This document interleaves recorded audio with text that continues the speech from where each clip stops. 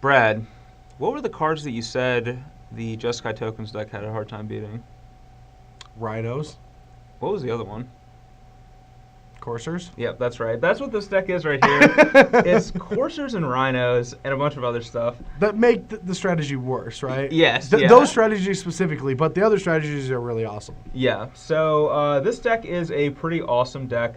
I've been wanting to play with it ever since I saw it a couple weeks ago. People have been really going ham with it, I guess you could say. It has picked up in popularity very quickly. Yeah, and I think it's actually a really good deck, and it's basically just all the best creatures in Standard jammed together in a crazy 4-color deck. I see no Rabble Masters. All right. Most of the best creatures in Standard jammed together in a 4-color deck. Basically, you have like all these powerful cards, and you have Murderous Cut to tie it together along with the Delve mechanic. And you have like Soul of Theros, which is the big draw to this. So you're going to flood the board with all these awesome creatures, and then you can use Soul of Theros, which you can mill over with either Satyr, Wayfinder, or Sidisi, and make them all giant first strike lifelinking creatures that pretty much just activating Soul of Theros probably wins you the game. Oh yeah, it's a tough one not to. It's a tough game to lose afterwards. Now I've seen some downsides to this deck where the boards get really big, but you don't really do anything. You're just floundering because you don't have a soul. You're waiting for something to do, which actually is the new card that gives you something to do with this deck. Yeah, so that's where Tazagur, the Golden Fang, comes into play. I would have never gotten that. Yeah. It would have taken me, it's kind of like that philosophy of having, a monkey typing forever that he'd finally write Shakespeare. Yeah. That's the only way I would have figured out that name. You're like, Tazagur the Fang, Tazagur the Gold. Yeah. I wouldn't even get anything. Yeah. I have no clue. I just know everything it does because that's what my job is. Anyway. Yeah, so basically Hooting Mandrills, I've actually seen lists playing Hooting Mandrills, which means it can't be that bad in this deck. Yeah.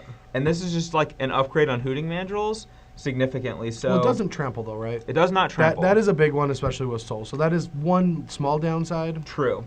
But it has a 5th point of toughness, which is relevant against Stoke the Flames.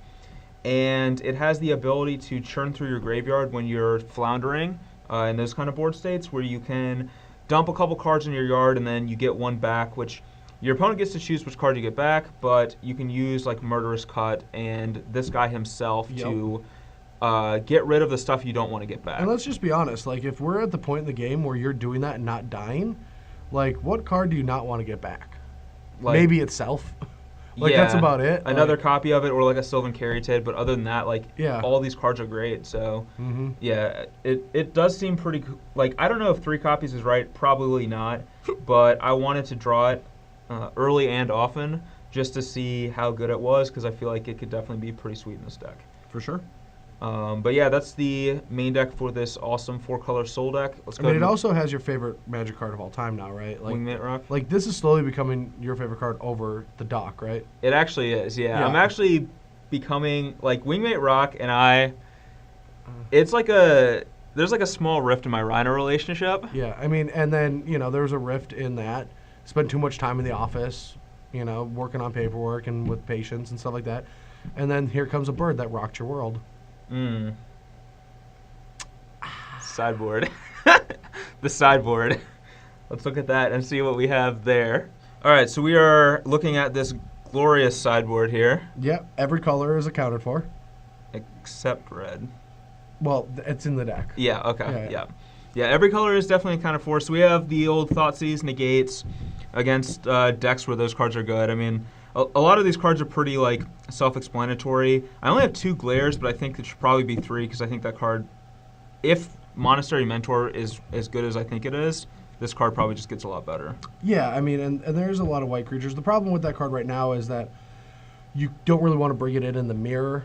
Yeah. Because it doesn't hit everything. So we'll see where Glare goes from here on out. But you do need some answers, and Drownasar is not one of them. Yeah.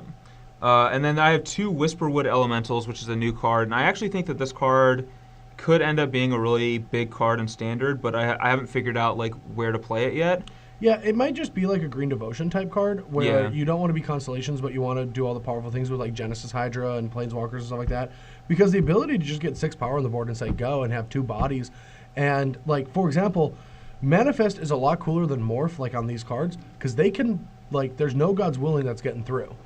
So like with a heroic deck, so like heroic just is gonna hate this new ability. Yeah. Like a ton. So I'm a big fan of this card. I think it's very pushed, and I mean it is only a rare, right?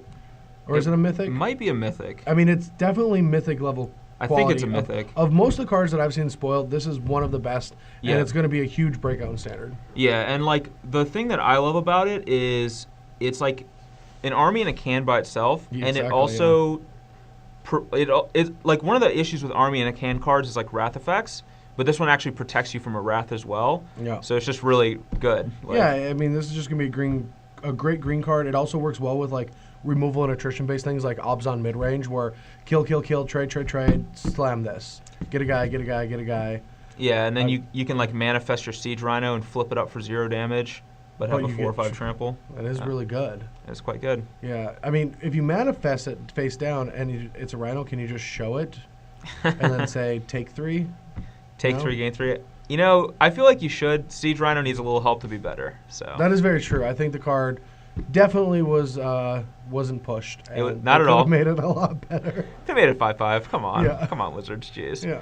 All right. Anyway, I think that this deck is pretty sweet. Hopefully, we get to see some of the awesome things it can do against Brad Nelson and his boring Jeskai token deck. Yeah, because it is so boring. It never does anything cool. Yeah, that's pretty much true.